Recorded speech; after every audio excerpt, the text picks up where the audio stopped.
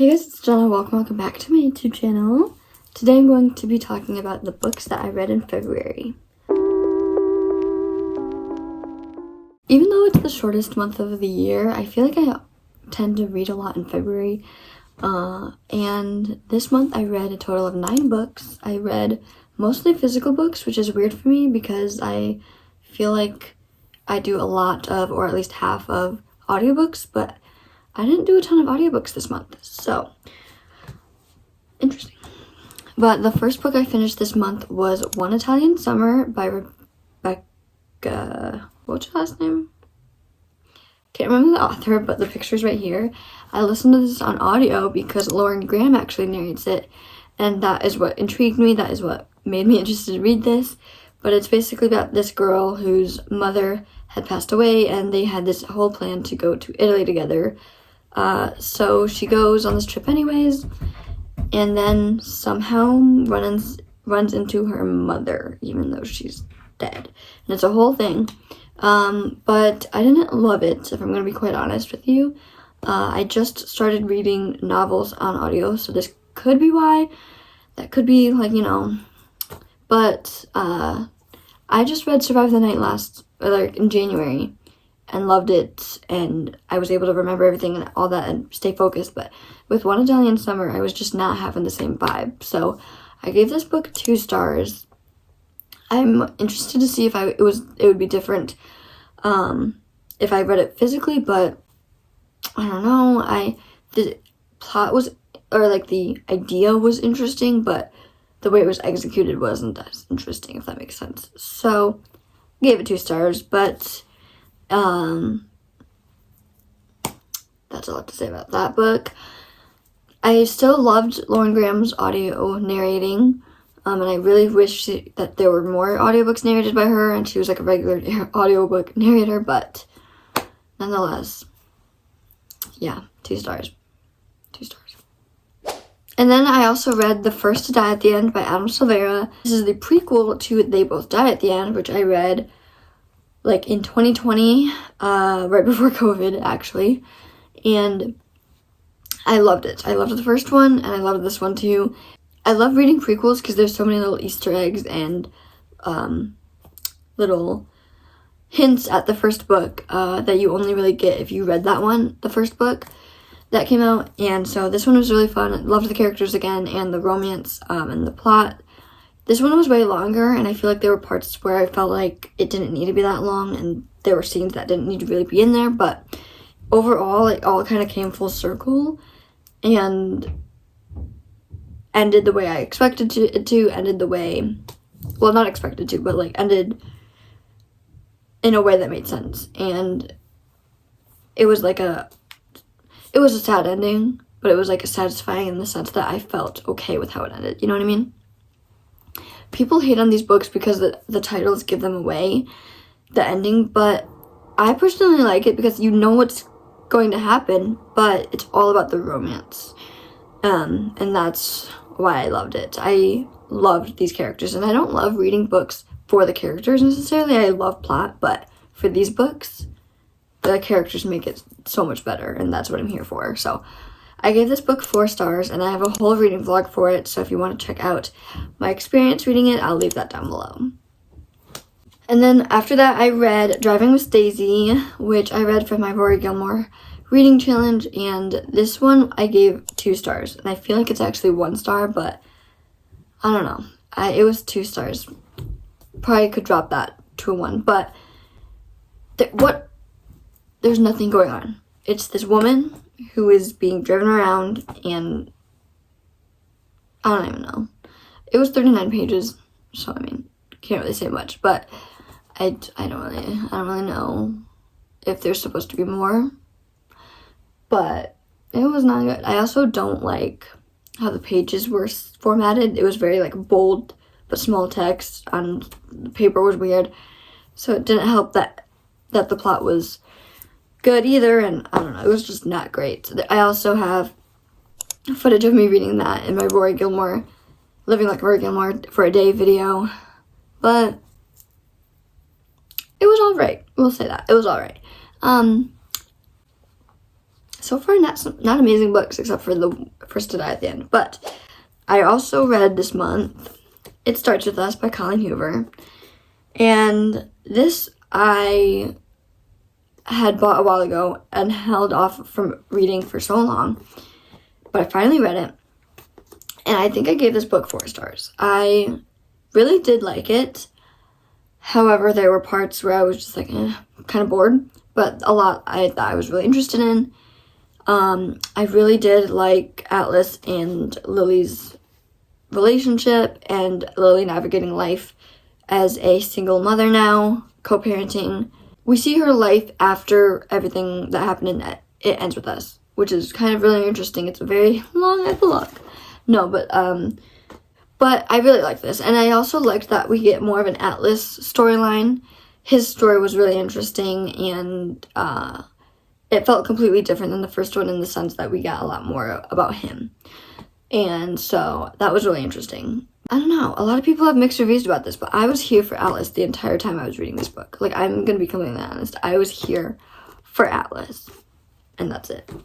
Next book that I read was 3 Dark Crowns by Kendare Blake. This book I actually buddy read with Christine from the Roomie's Digest. And it was one of the first romances that I actually fully read and enjoyed and was surprised. Like, I was actually surprised by this and how much I liked it. I gave it, I think, 4 stars, 3.5 or 4 stars.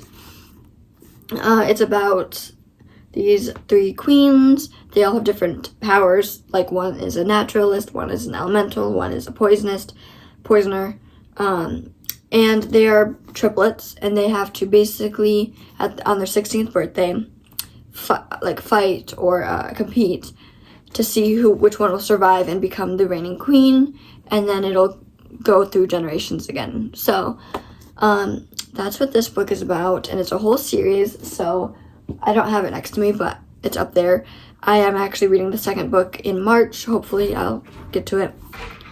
But I really liked this. There was a lot of characters and a lot going on, but it was really interesting. I listened to it on audio while reading it physically, and there was just always something going on, so it never felt like a dull moment. And I was really, like, the last the bit is crazy. It's annoying because, like, it's fantasy, so there's a lot of build-up and having to introduce characters and worlds and the society, which is always what gets me and makes me DNF fantasy, but I made it through, and I actually really liked these. And I really liked Marabella. I think she's the one that I really liked the most out of the 3. But Catherine grew on me in the end, and if you read this book, I feel like you'll understand. But enjoyed this, and I'm excited to see how far into the series that I get. I'm going to be honest, I don't remember the title, but I listened to Gabriel Conti's audiobook this month. He is a YouTuber, content creator, if you don't know, and his book is all about kind of self-help and religion and his journey, and I really love Gabriel Conti and his wife Jess Conti on YouTube. I've been following them forever, so I really enjoyed his book and getting more of his story. There's, I feel, honestly, a lot to take away from his book if you listen to it or read it, about navigating yourself, and if you're religious or curious about religion, there's a lot to learn about that too. I believe I gave this 4 stars, 3 or 4 stars.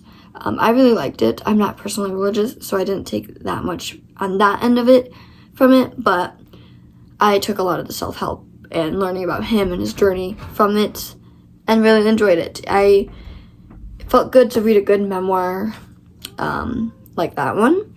And after that, I started Matthew Perry's book.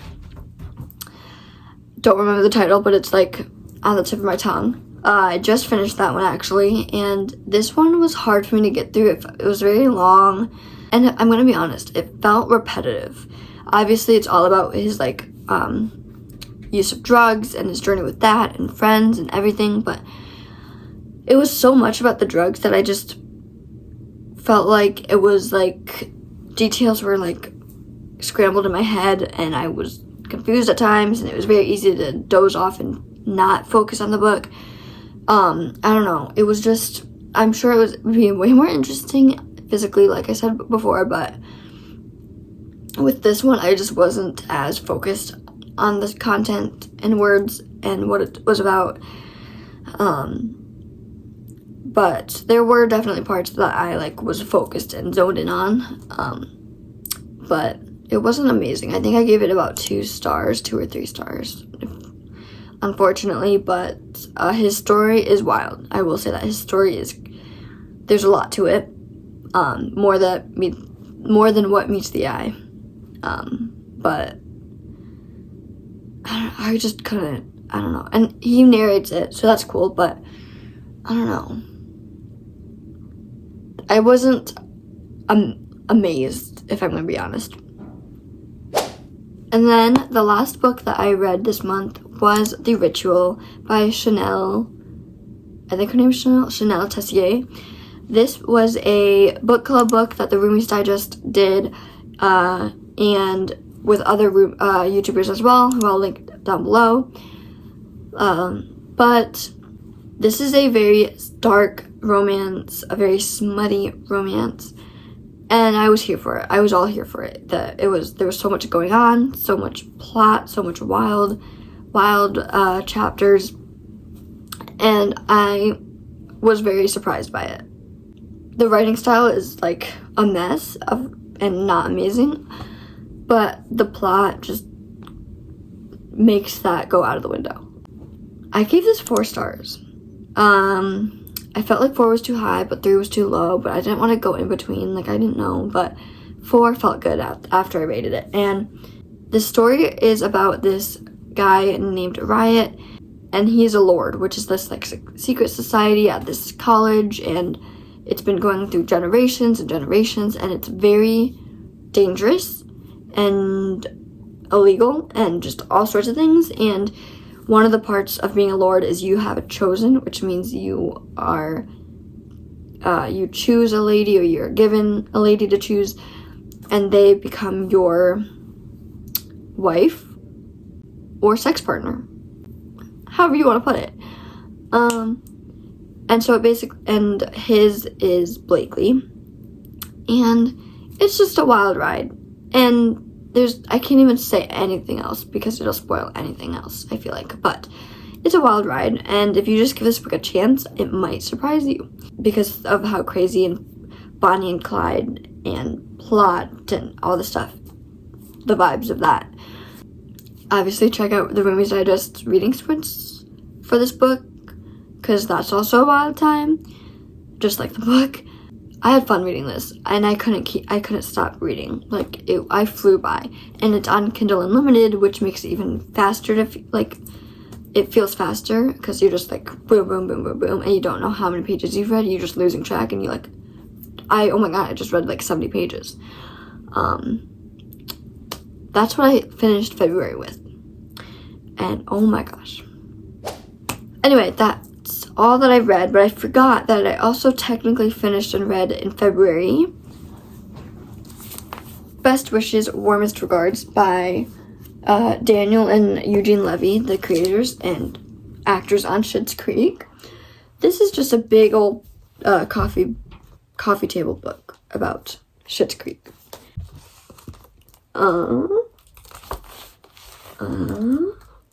A lot of this is like stories or interviews or whatever, or edits, and there's so much fan art in it, and it was amazing. Like, look how thick that is. All about Schitt's Creek. Amazing show if you haven't seen it already, on Netflix. And yeah, Netflix. 10 out of 10. This book, 10 out of 10. 5 stars. And that is my February wrap-up. Sorry this video is a little rushed, but I suck at wrap-ups because I never know what to talk about except for spoilers. But let me know if you read any of these. Let me know if you read anything good in February, what you read, any recommendations. And I will see you in my next one. Bye.